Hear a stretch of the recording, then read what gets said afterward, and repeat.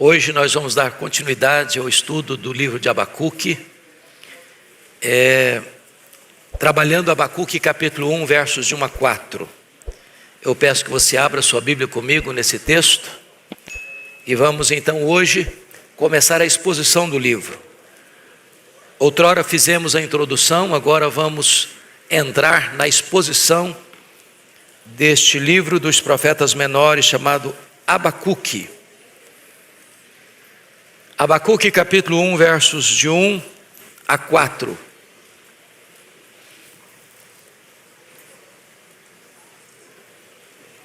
Abacuque fica perdido aí às vezes, no meio dos menores. Se ajuda, fica entre Naum e Sofonias. Eu não sei se ajudou. Na minha Bíblia está na página 799. Não sei aí na sua se também ajuda.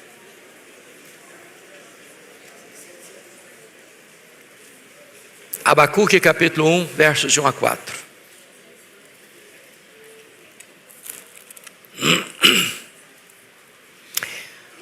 Está escrito o seguinte: sentença revelada ao profeta Abacuque. Até quando, Senhor, clamarei eu, e tu não me escutarás? Gritar-te-ei violência, e não salvarás. Porque me mostras a iniquidade e me fazes ver a opressão? Pois a destruição e a violência estão diante de mim. Há contendas e o litígio se suscita. Por esta causa a lei se afrouxa e a justiça nunca se manifesta. Porque o perverso cerca o justo, a justiça é torcida. Eu quero conversar com vocês sobre o tema um homem em crise com Deus e com os homens. Um homem em crise com Deus e com os homens. Quando eu leio o livro do profeta Abacuque, concluo que Abacuque ainda hoje está nas ruas,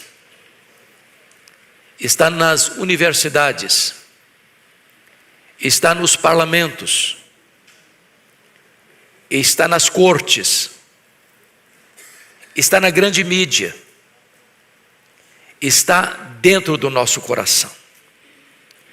Porque as angústias deste homem são as nossas angústias. Os dilemas deste homem são os dilemas do homem contemporâneo. As crises que ele vive são as crises enfrentadas nas ruas, nas discussões universitárias, entre os juristas, por que não dizer nas cortes mais egrégias do país. Os dilemas que ele vive são os dilemas dos parlamentares, mas sobretudo são os dilemas do seu, do meu, do nosso coração. E eu queria, à guisa de introdução, destacar 3 pontos antes de entrar na exposição. Primeiro, os desobedientes, os rebeldes, os que estão na contramão da orientação de Deus, certamente colherão um dia seus frutos amargos. Nem sempre Deus pune o transgressor no ato da sua transgressão. E alguns acham que, por terem escapado dos seus crimes quando os praticaram, poderão continuar nos seus crimes sem ser apanhados, ou pelas mãos da justiça humana, ou pelas mãos da justiça divina. O fato de Deus nem sempre sentenciar o pecador no ato do seu pecado, não significa, entretanto, dizer que essas pessoas escaparão, que elas não colherão os frutos da sua semeadura insensata. O que está acontecendo aqui é exatamente isso. A nação está assodadamente pisando no acelerador rumo à corrupção, à violência, à injustiça, à maldade, achando que está tudo bem, achando que nada acontecerá com eles, achando que a mão de Deus não os apanhará e que o tribunal de Deus não os julgará. Mas enquanto eles estão concentrados em pecar, Deus está concentrado em trazer a Babilônia para ser o chicote da sua disciplina ao seu próprio povo. Segundo ponto de introdução: os líderes insensatos são maldição para a nação e não bênção para o povo. Irmãos amados, há uma estreita correlação, biblicamente e historicamente, entre a liderança e o povo. A Bíblia já diz isso. Quando o justo governa, o povo se alegra. Mas quando o ímpio governa, o povo geme.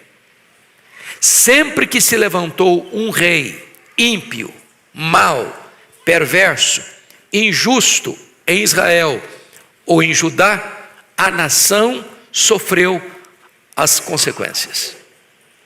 Nós não estamos falando mais de Israel, ou seja, não estamos falando mais das 10 tribos do norte. Essas 10 tribos já tiveram o seu destino lavrado.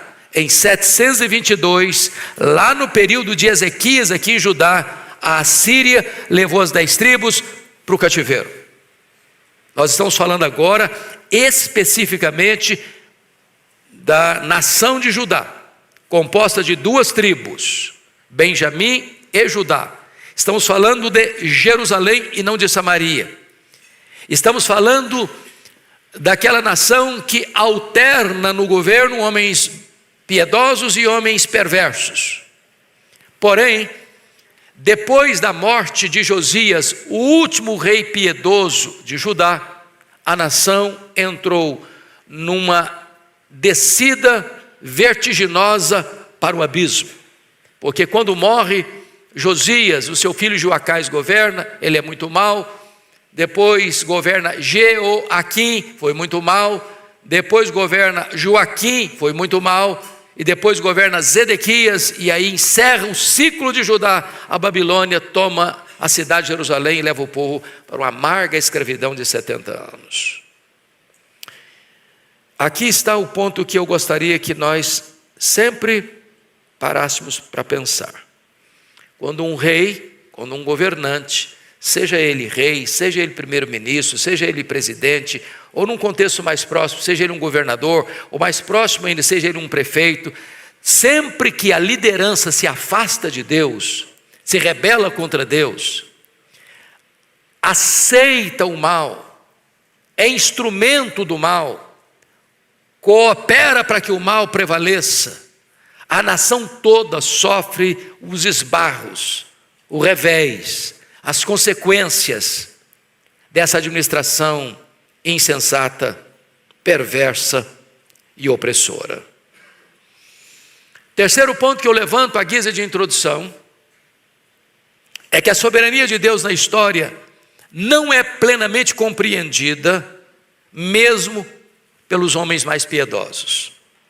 É o caso de Abacuque. Porque Abacuque está em crise primeiramente com Deus. Porque ele vê a sua nação chafurdada na lama, assodadamente caminhando rumo ao desastre. A sociedade tornou-se um campo de guerra, onde o maior oprime o menor, onde a violência está nas ruas, onde as cortes, em vez de colocar as coisas em ordem, fazendo prevalecer a lei, para que o injusto não oprima o justo, o poderoso não oprima o fraco. As cortes estão de mãos dadas com a violência, estão compradas pelos poderosos.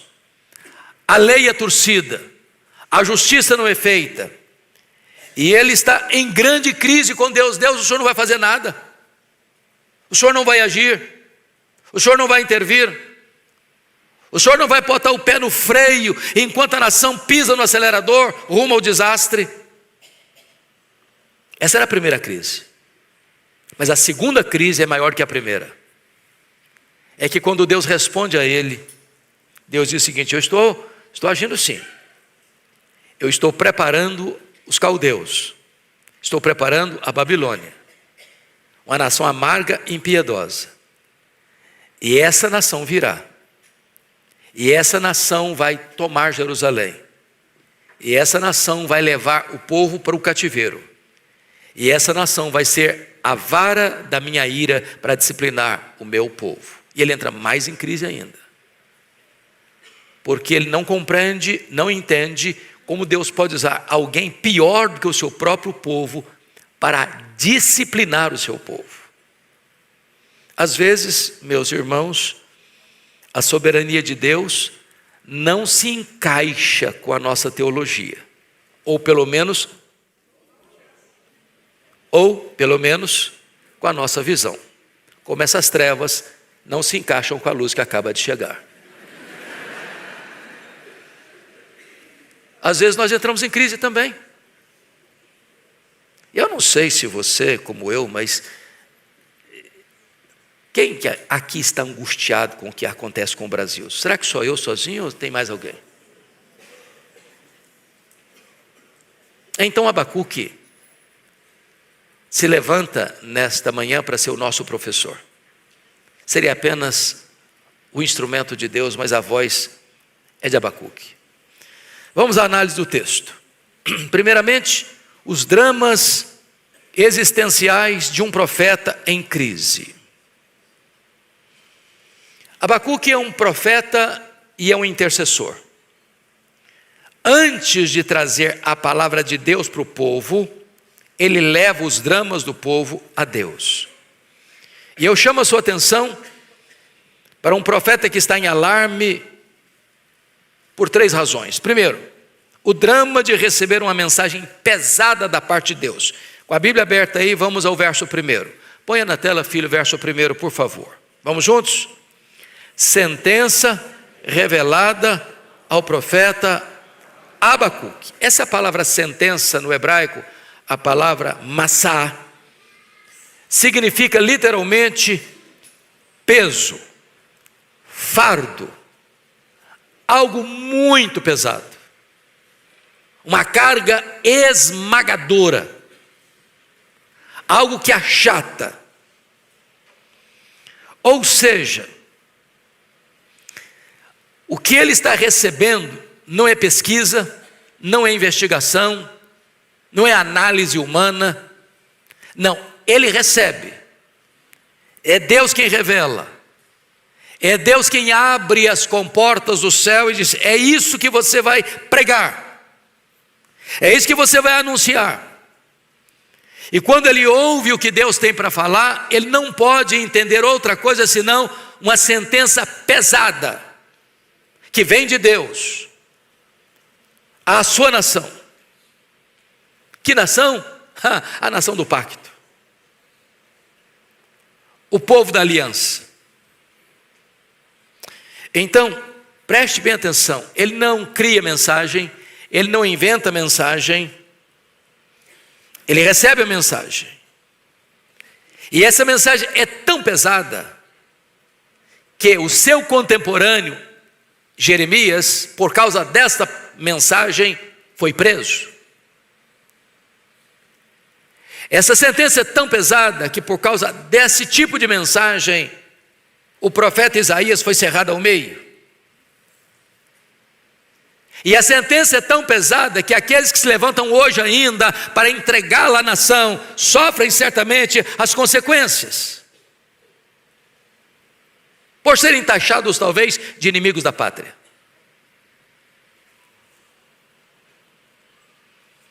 O segundo drama que ele vive é o drama de não ter suas orações respondidas por Deus.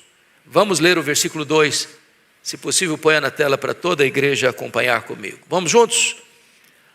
Até quando, Senhor, clamarei eu, e tu não escutarás? Gritar-te-ei violência, e não salvarás. Então a oração de Abacuque foi feita, ou é fruto de uma reação à desolada situação do seu povo.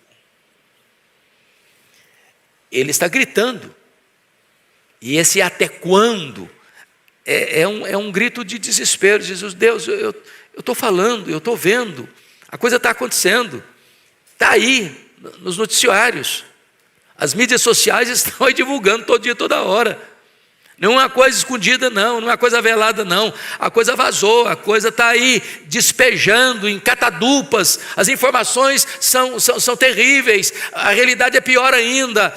O que está nos bastidores talvez ainda é mais terrível do que já está revelado. E o senhor não vai fazer nada?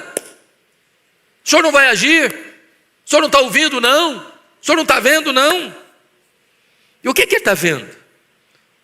Primeiramente, os justos oprimidos. Olha o versículo 4 comigo. Por esta causa a lei se afrouxa, a justiça nunca se manifesta, o perverso cerca o justo, a justiça é torcida. O que ele está vendo? Ele está vendo um povo assodado no pecado. Versículo 3, mostras a iniquidade, me fazes ver a opressão.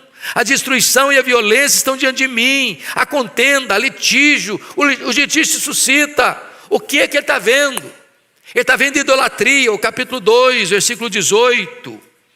Que aproveita o ídolo, visto que o seu artífice o esculpiu, é imagem de fundição, mestra de mentiras, para que o artífice confie na obra, fazendo ídolos mudos. Ele está vendo os pobres sendo oprimidos. E eu pergunto a vocês, nós estamos vendo a mesma coisa?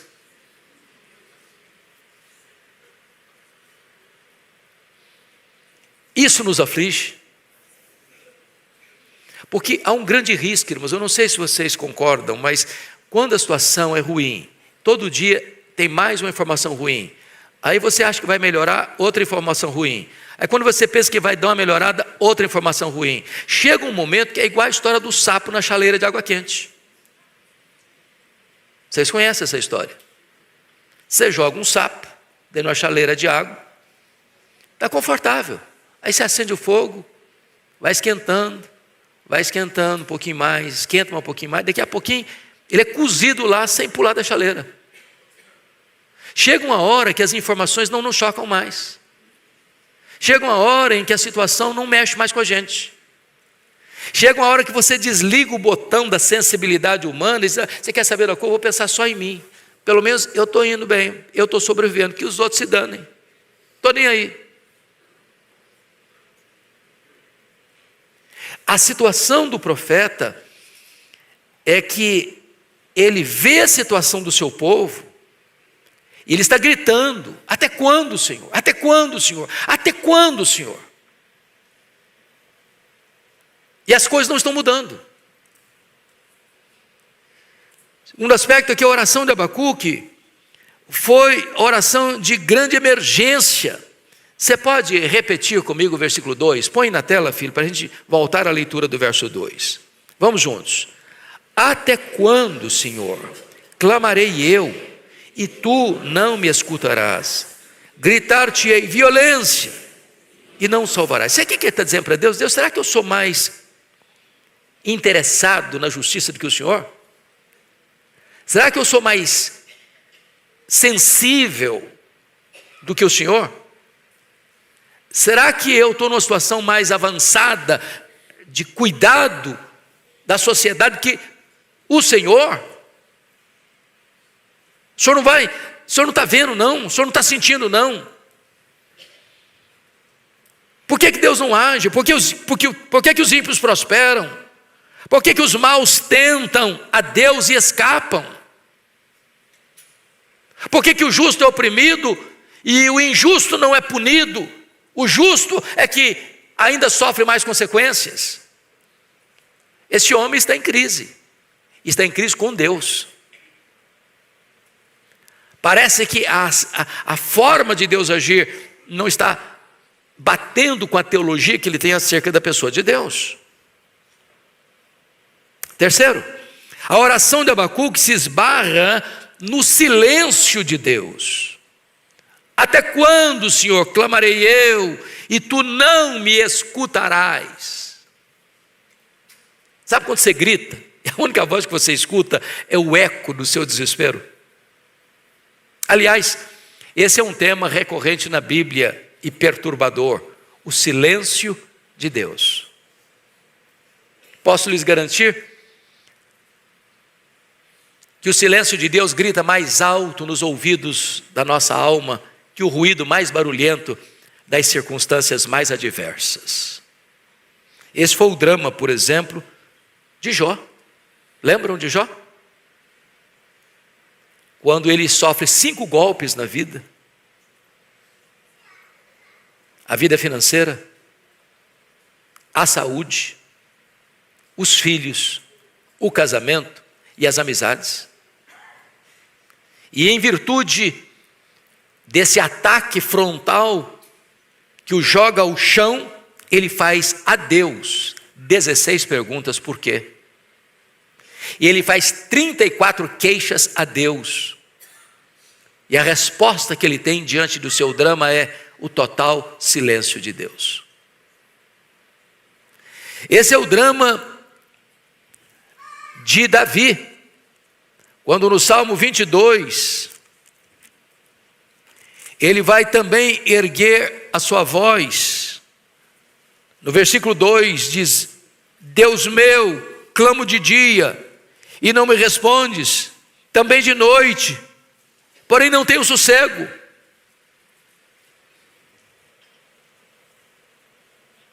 Este é o drama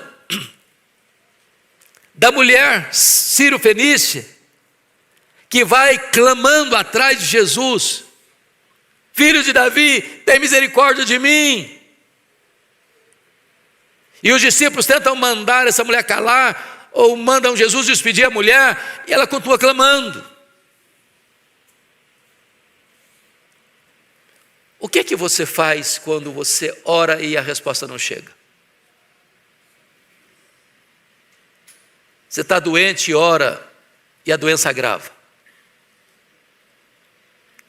Você ora pela conversão do marido, da mulher, dos filhos, dos pais, e a pessoa fica mais endurecida ainda. Você ora pelo Brasil, e aí tem uma nesga de esperança, no outro dia joga um jato d'água fria na chamazinha que estava levantando, e você entra em pânico outra vez. Até quando, Senhor? Até quando?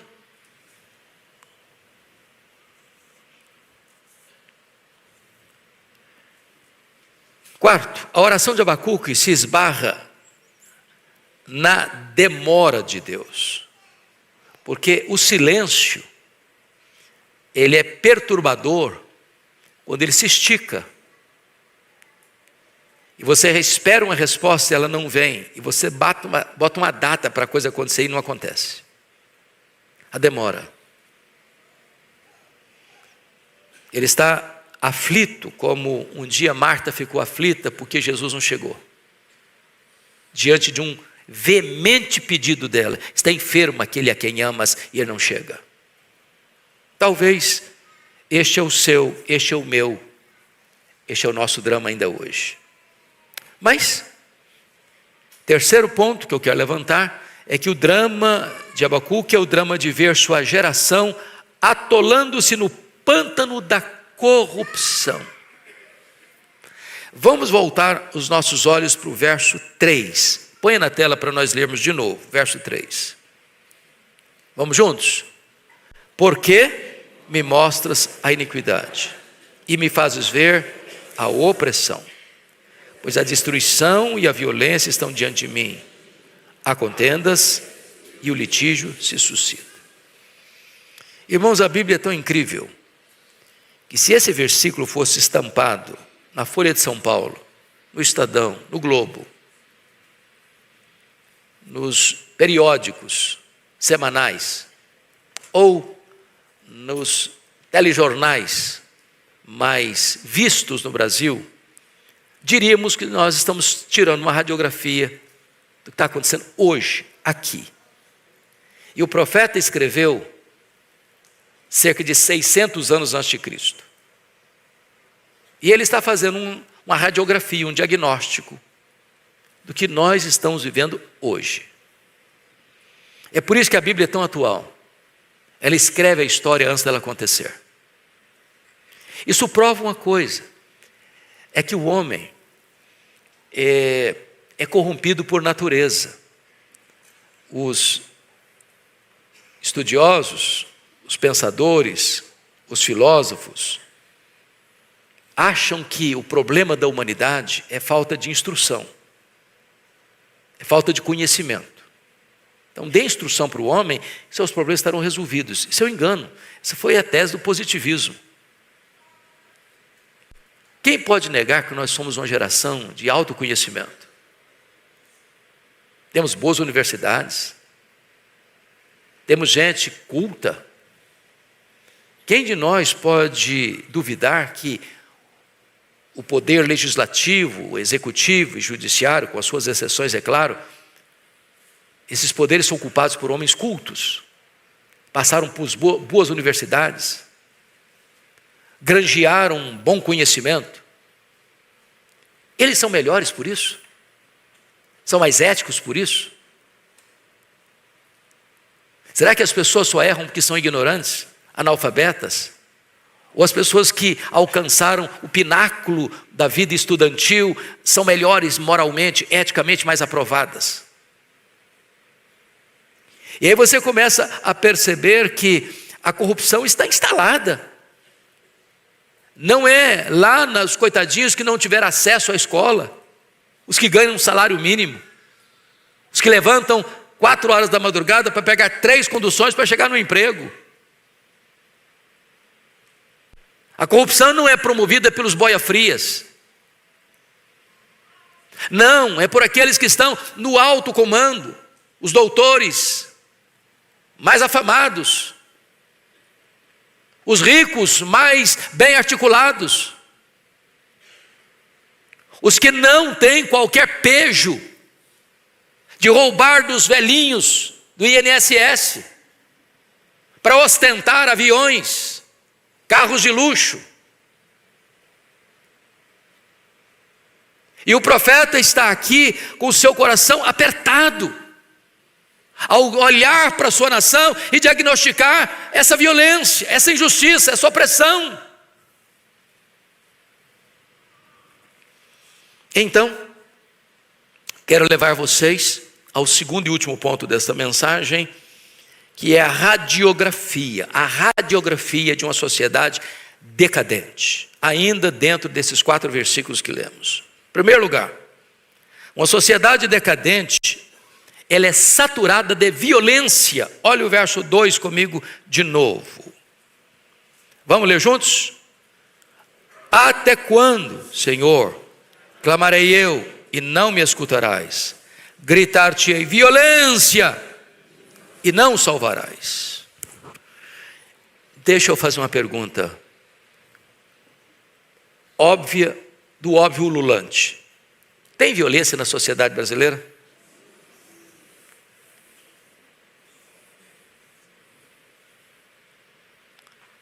Onde você afirma e fala do crime organizado. A sociedade está desorganizada, mas o crime está organizado. As leis estão frouxas para os maus. Talvez para o justo, o nó está mais apertado ainda.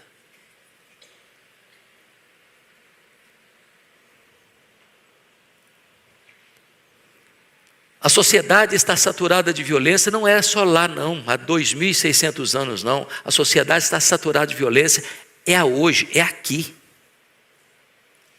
Hoje gente não tem nada mais insano, e vocês sabem disso, de você sair à rua e você ter medo do seu semelhante. Quem sai hoje andando pelas ruas de São Paulo assim, tranquilo, com dinheiro no bolso, telefone celular, tranquilo, dá um passeio, 11 horas da noite. Você faz isso? Você tem segurança? Não é loucura esse negócio? O homem tornou-se o lobo do próprio homem. A violência está nas ruas. Mas a violência não está só nas ruas, não. A violência está nos palácios. A violência está nas cortes. A violência está nos tribunais. A violência está nos mercados. A violência está nos meios de comunicação de massa. A violência está nas mídias sociais. Nós vivemos esse ambiente terrível dos cartéis do crime, do narcotráfico.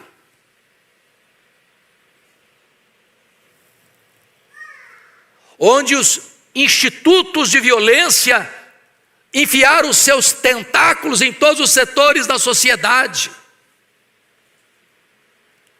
Onde os coitados, os velhinhos, dentre os quais me incluo,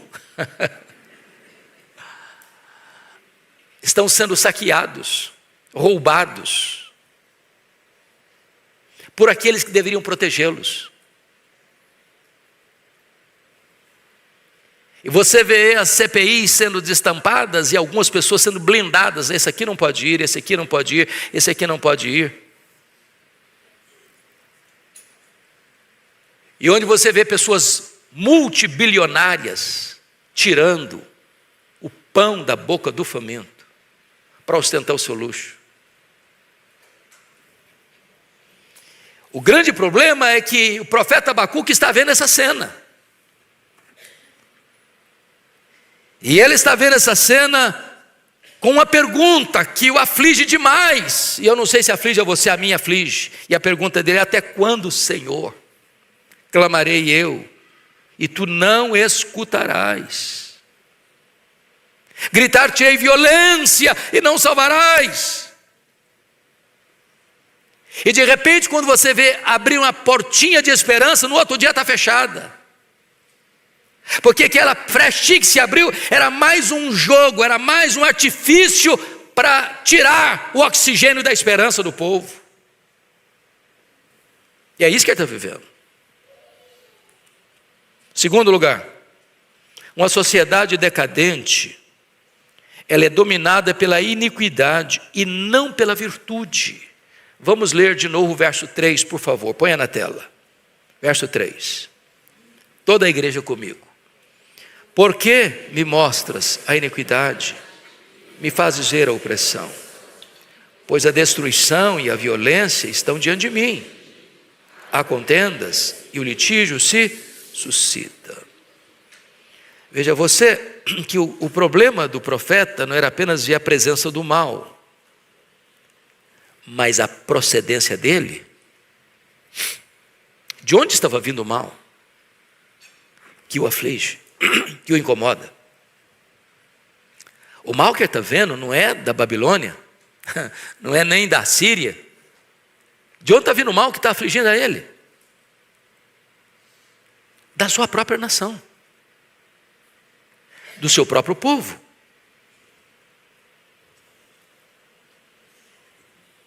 Vinha do povo de Deus. O mal vinha de dentro e não de fora. Talvez aqui, irmãos, nós precisamos tomar um choque ético. Porque ao mesmo tempo que às vezes se condena o erro de fora, se faz complacência com o erro de dentro.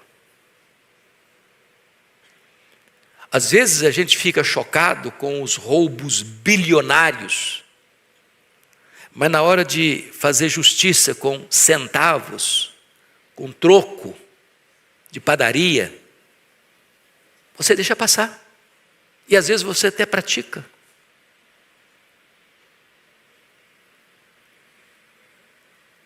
Notem vocês que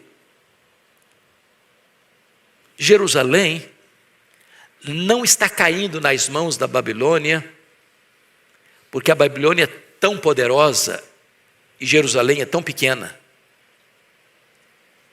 Quando você lê o profeta Daniel, capítulo 1, verso 1 e 2, não é o poder da Babilônia que é a causa da queda de Jerusalém. É Deus quem entrega Jerusalém à Babilônia. Os vasos do templo não foram saqueados pela Babilônia, porque a Babilônia é tão poderosa. Deus está disciplinando o seu povo, entregando os vasos do templo à Babilônia. Ou seja, Deus nem sempre acerta as contas com o pecador no ato do seu pecado, mas de Deus não se zomba, porque aquilo que o homem semear, se ele ceifará. Então, pense comigo, por exemplo, na questão do Império Romano. Você tem, na linguagem de Daniel capítulo 2, aquela grande figura que Nabucodonosor sonha, a cabeça de ouros, peito, e os braços de prata, o quadril de bronze, e as pernas e os pés de ferro, e os dedos de ferro e barro, e que uma pedra não lavrada por mãos bate nos pés dessa estátua, e toda ela vira pó, e essa pedra cresce e alcança o mundo todo.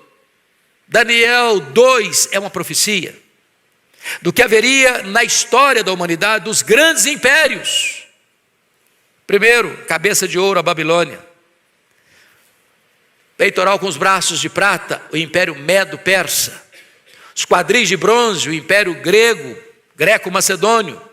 As pernas de ferro e os pés de ferro e barro, o Império Romano. Agora notem, que o Império Romano tem ferro e tem barro. E porque tem barro, ele é frágil, ele é vulnerável. E os historiadores afirmam isso, que o Império Romano, e não obstante o seu grande poder, ele estava podre por dentro. Podre por dentro. Por isso ele caiu na mão dos bárbaros. O que está acontecendo com Judá? O que está acontecendo com Jerusalém? É o povo de Deus, é o povo da aliança, mas se corrompeu por dentro. Em vez de ser luz para as nações, eles assimilaram os pecados das nações e se corrompeu. E porque se corrompeu, o pecado é o próprio dos povos, Deus vai entregar o seu próprio povo nas mãos da Babilônia, dos caldeus. E é isso que alarma o profeta, porque tem crise com Deus e com os homens. Primeiro a crise dele: meu Deus, o meu povo está pecando, a situação está terrível, eles estão assodadamente pisando no acelerador, rumo ao desastre, o Senhor não vai fazer nada. E quando Deus resolve fazer, a crise dele aumenta. Porque Deus responde para ele o seguinte: eu estou fazendo sim. Enquanto o meu povo está cuidadosamente pensando em fazer mal e mais mal ainda, eu estou trazendo um povo para discipliná-lo. Só que a Babilônia é pior do que Israel, pior do que Judá. Terceiro ponto: uma sociedade decadente, ela é marcada pelo domínio opressor dos fortes sobre os fracos. Volte a ler comigo o versículo 3, por favor. Põe na tela, vamos juntos. Todos: porque me mostras a iniquidade, me fazes ver a opressão, pois a destruição e a violência estão diante de mim, há contendas e o litígio suscita. Então vamos entender o que significa isso: opressão.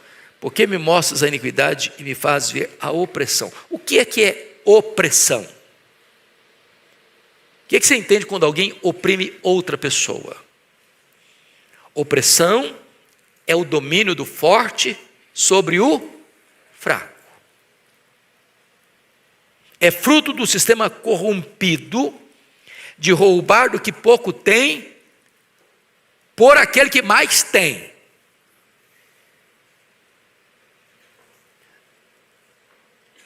Qualquer semelhança com o roubo do INSS é mera coincidência. Quem roubaram os velhinhos? Alguém roubou os velhinhos para poder comer, estava passando fome, eu preciso comer também, então eu vou tirar um pouquinho daquele que tem para eu sobreviver. É isso que aconteceu? Para comprar carros de luxo? Para comprar jardins de luxo? Para comprar mansões de luxo? Para juntar dinheiro em paraísos fiscais? Opressão. Agora, ainda que a opressão fique sem a justiça dos homens, não ficará certamente sem a justiça divina. Ainda que os opressores não cheguem às barras dos tribunais dos homens, hão de estar diante do tribunal justo de Deus. É isso que o profeta Abacuque está levantando aqui. Quarto lugar, uma sociedade decadente é onde estão presentes os sinais visíveis de destruição. Versículo 3 ainda. Pois a destruição e a violência estão diante de mim. Grife essa expressão, destruição. Eu pergunto a vocês, que tipo de destruição nós estamos vendo? Não só lá na sociedade de Judá, mas na sociedade brasileira ou nas sociedades das nações do mundo. Que tipo de destruição? Destruição de valores. Destruição de marcos absolutos. Destruição de quê? Da família. De princípios. Irmãos, a sociedade hoje não tolera absolutos. Não tolera a verdade absoluta. Nós estamos vivendo hoje numa sociedade rendida à ditadura do relativismo. Me permita aqui uma análise. Aníbal Pereira Reis. Quem já ouviu falar em Aníbal Pereira Reis? Pouca gente. Aníbal Pereira Reis foi um padre convertido a Cristo. Talvez um dos maiores apologetas que o Brasil já conheceu. E este homem afirma uma coisa para mim interessantíssima. Nós ficamos muito chocados com as consequências do pecado, mas não ficamos chocados com as causas. Por exemplo, ficamos chocados hoje com milhões de bebês que morrem no ventre da mãe, ou melhor, que são assassinados no ventre da mãe. Mas não ficamos chocados com a ideologia que está por trás disso.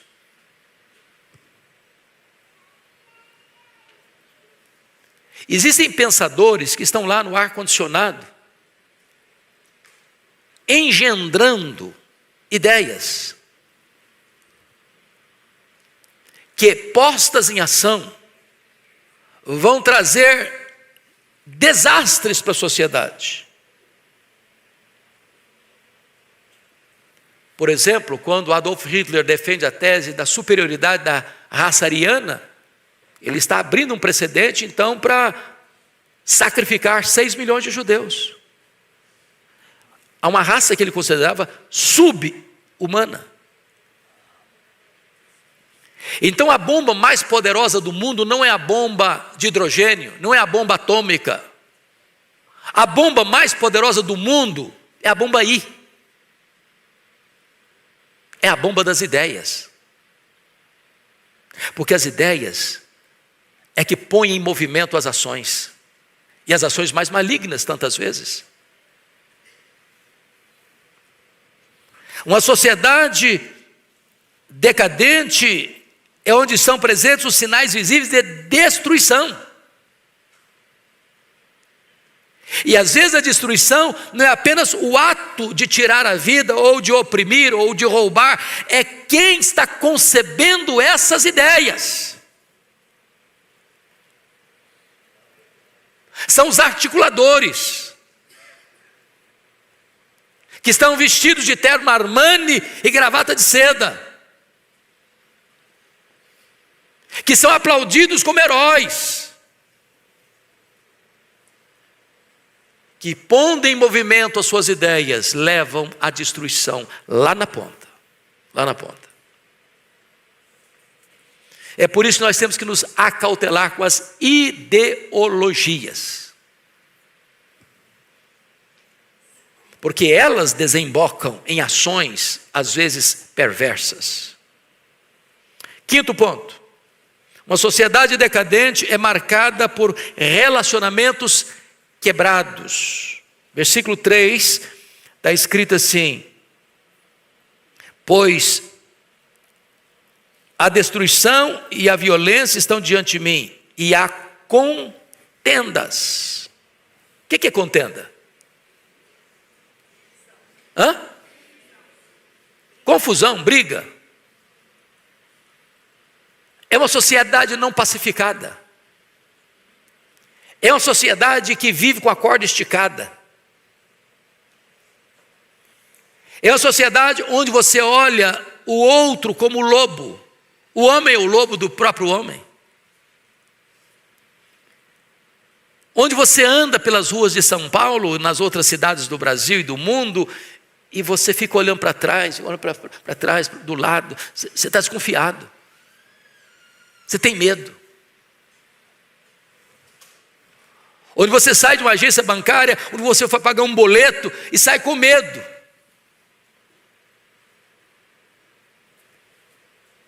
Contendas entre pessoas. E o texto ainda prossegue, e o litígio se suscita. Litígio, briga, facção, grupos. Essa é a sociedade de Judá. E Judá, sabe quem é? É o povo de Deus. Numa linguagem nossa, a igreja. É terrível, meus irmãos, quando aqueles que deveriam ser luz para as nações copiam o mundo, imitam o mundo e são condenados com o mundo. Essa era a situação que Abacuque vivia naquele tempo. Sexto ponto. Uma sociedade decadente é onde a impunidade prevalece. Verso 4, parte A. Por esta causa a lei se afrouxa. Como assim a lei se afrouxa? A lei é lei. A lei não tem contornos. A lei não pode ser dura com um e complacente com o outro. A lei não pode ter dois pesos e duas medidas. É por isso que você vai ver lá em Brasília, em frente ao Supremo Tribunal Federal, um emblema da justiça. E qual é? É uma mulher. Como assim? Vendada. Com o que nas mãos? Uma balança. E o que significa aquela mulher vendada com a balança nas mãos? O que é que ele quer passar? Que lição é que ele quer transmitir? É que a justiça não julga pela capa do processo, mas pelos autos do processo. Ah, é fulano, pesa a mão. Ah, é o Betano, não, aí se alivia. Não, justiça, a lei é lei. A lei não pode afrouxar para um e apertar para outro.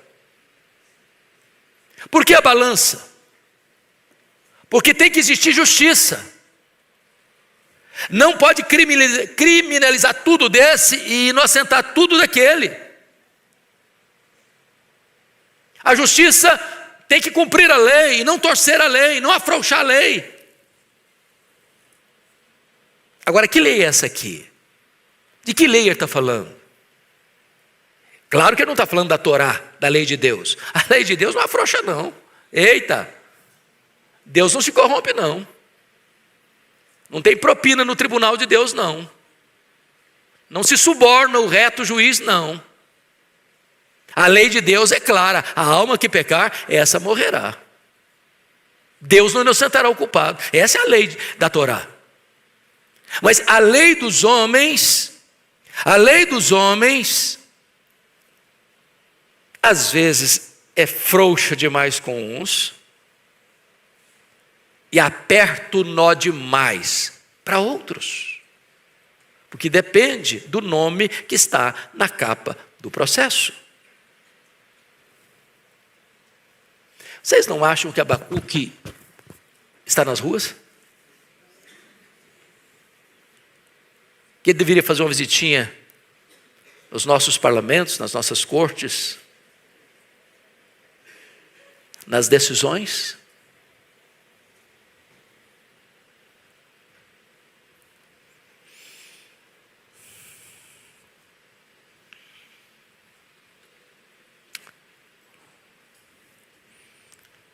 Quando eu fico olhando o cenário brasileiro, tão doloroso, eu não sei quanto a vocês, se isso aflige, porque às vezes a pessoa desliga também o botão da sensibilidade, né, para viver. De vez em quando eu estou lá em casa, e eu me pego olhando as notícias, a minha esposa chega e me dá uma bronca. Eu falei, para de ver isso. Eu sei que ela está dizendo para mim, está certo. Para de ver isso. Chega. Às vezes a bronca é desse jeito mesmo. Só acontece lá em casa, os maridos aqui nunca enfrentam isso, com certeza.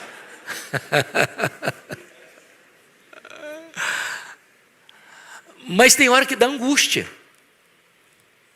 Você pega, por exemplo, a questão lá, que circulou o Brasil aí em tempos idos, Lava Jato. Pessoas vieram a público, não, eu roubei mesmo. E foram milhões, e milhões, e devolveram. Devolveram. Está quase todo mundo hoje sem nenhum problema mais.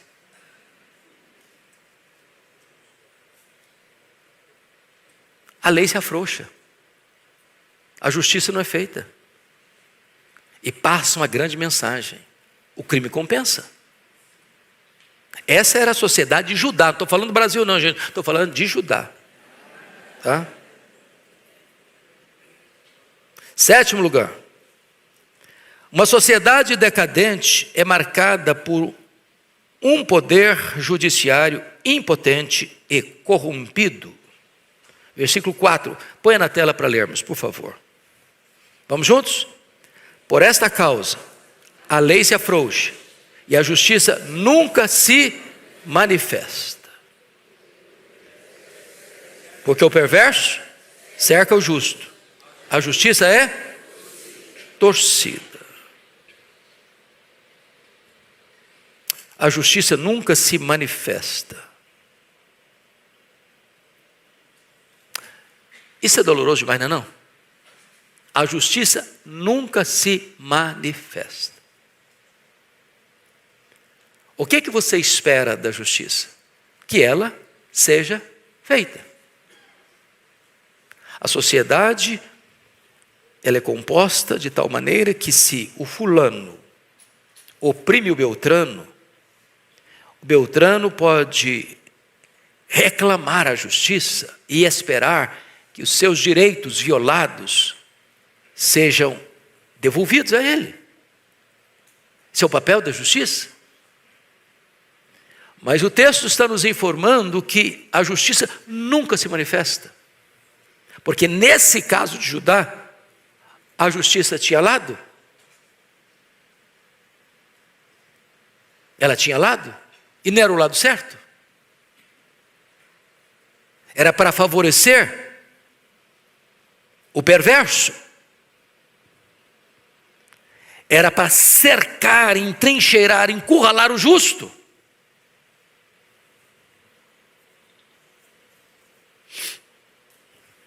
Oitavo lugar. Uma sociedade decadente é onde se vê uma inversão total de valores. Versículo 4 diz assim: porque o perverso cerca o justo. Você já pensou nisso? O perverso cerca o justo está encurralado. Não havia a quem recorrer. Se ele pleiteasse sua causa diante dos juízes e tribunais de Jerusalém, a causa dele não era julgada com justiça, a lei era desprezada, o processo era fraudulento, movido por juízes comprados a dinheiro pelos poderosos. Portanto, dentro do nosso aparelhamento de Estado, você tem 3 poderes, desde Montesquieu, isso é assim: poder legislativo, poder executivo e poder judiciário. Se espera que esses três poderes sejam interdependentes, cada um cumpra a sua função e o seu papel, sem interferência um na vida do outro. Agora, o poder que precisa ser o grande moderador, para que não haja excessos daqui, nem excessos de lá, é o poder judiciário. Ele põe os pingos nos is. Agora, quando esse poder, por razões muitas e às vezes não reveladas, se corrompe, passa a ter lado, afrouxa a lei para um, aperta demais para o outro, então esvazia-se o povo do oxigênio da esperança. É o caos, é a crise que se instala. Esse é o drama do profeta Abacuque. Essa era a realidade de Jerusalém, essa era a situação da nação de Judá. Mas eu termino com o último ponto. Uma sociedade decadente é onde os tribunais estão mancomunados com os criminosos para roubar o direito dos justos. Veja como termina o versículo 4. A justiça é torcida. A justiça é torcida. Portanto, a justiça não é mais justiça. A justiça recebe um outro nome: injustiça. Porque a lei se afrouxou para uns, apertou demais para os outros. E as decisões dos tribunais eram contrárias à lei, pois os juízes estavam de mãos dadas com os poderosos para oprimir os fracos. Esse foi o pecado, meus irmãos, que colapsou o reino do norte, as 10 tribos do norte, Israel, e este foi o pecado que colapsou o reino do sul, Judá, Jerusalém. Concluo com 3 aplicações muito breves. Primeiro, não fique indiferente ao caráter moral e espiritual do tempo em que você vive. Às vezes a gente tenta blindar a gente mesmo. Eu não vou ver mais nada. Eu não vou assistir mais nada. Eu já não consigo mais ver os jornais televisivos. Eu já não consigo mais ver, então, as mídias sociais.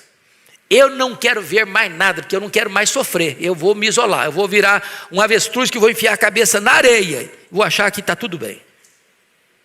Às vezes a gente é tentado a fazer isso. Mas cuidado para você não ficar insensível, impassivo, diante daquilo que está ocorrendo diante dos seus olhos na sociedade onde você está estabelecido. Esse é o primeiro alerta de Deus. Segundo alerta: leve os problemas da sua nação a Deus em oração. Foi o que Abacuque fez. Ele é um profeta de Deus, ele é um patriota. Ele ama a sua nação. Ele está incomodado com os pecados da sua nação. E ele não é um ativista político. Ele nem é um ativista social. Ele não anda com cartazes na rua, abaixa a Babilônia. Não. Ele é um intercessor. Ele é um profeta. Ele é um homem de Deus. Ele sabe que há momentos em que a nação está tão corrompida que ela não tem a solução para ela mesma. Precisa buscar do alto, precisa buscar de Deus. E é isso que esse profeta faz. Ele coloca a sua nação diante de Deus em oração. Terceiro e último ponto da minha aplicação: nunca perca a confiança. Nunca perca a confiança que Deus está do lado da justiça, mesmo quando a iniquidade parece prevalecer. Tem hora que o silêncio de Deus e a demora de Deus não significa que ele já desligou, já perdeu o interesse, que ele nunca mais vai agir. Deus sempre estará do lado da justiça. E mais, entenda que Deus ouve suas orações. mesmo quando ele demora em respondê-las, ou até parece que está indeferindo-as, creia que Deus responde a sua oração. O povo de Deus é um povo intercessor. E o povo de Deus nunca perde a esperança. Porque quando os recursos humanos acabam, os de Deus estão ainda total e plenamente disponíveis. Que Deus renove a nossa esperança nesta manhã. Há esperança para nós. E ela não está nos homens. Ela está em Deus.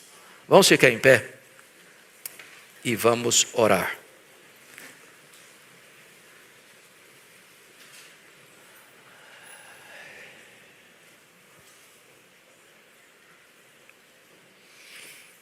Ó Deus amado, nós te rendemos graças, porque a tua palavra é viva, atual e poderosa. Tu escreves a história antes mesmo dela acontecer. Às vezes, como Abacuque, ficamos também aflitos, até em crise, diante do cenário sombrio que olhamos e vemos na nação brasileira. Como Abacuque estava em crise quando olhava o cenário da nação de Judá. Às vezes, o que vemos é o mal prevalecer. É a injustiça erguer sua fronte cavernosa. Mas Deus, nós cremos que Tu és soberano. Nós cremos que Tu és o Deus que faz a justiça prevalecer. Porque Tu és o Deus que dá vida, o Deus que tira a vida, o Deus que exalta, o Deus que humilha, o Deus que põe no trono, o Deus que tira do trono. O Deus que governa o universo, as nações, a igreja, a nossa vida. Então Deus, nesta manhã, renova a esperança no nosso coração. A confiança de que não importa a circunstância, Tu estás no trono e tem as rédeas da história em Tuas mãos. Ó Deus, nós clamamos pela nação brasileira. Nós clamamos pela Tua manifestação neste país. Tenha misericórdia de nós. Assiste-nos e socorre-nos. É a nossa súplica, em nome de Jesus. Amém.